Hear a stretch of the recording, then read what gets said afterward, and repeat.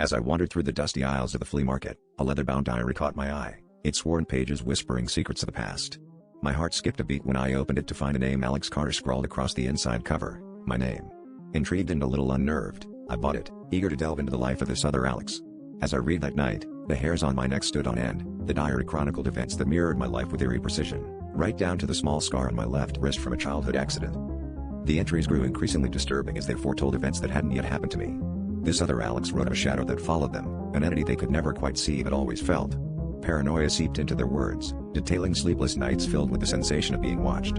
I laughed it off at first, chalking it up to the power of suggestion, until the similarities between our lives became impossible to ignore. Every peculiar incident, every unexpected event that Alex recorded eventually unfolded in my life, as if I were living in their shadow.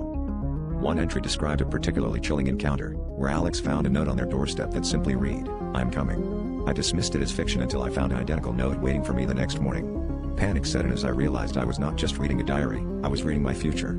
I tried to alter my routines, change the course of my days, but each entry continued to play out with terrifying accuracy. The shadow Alex wrote about seemed to grow more tangible, lurking in the corners of my vision, always just out of reach.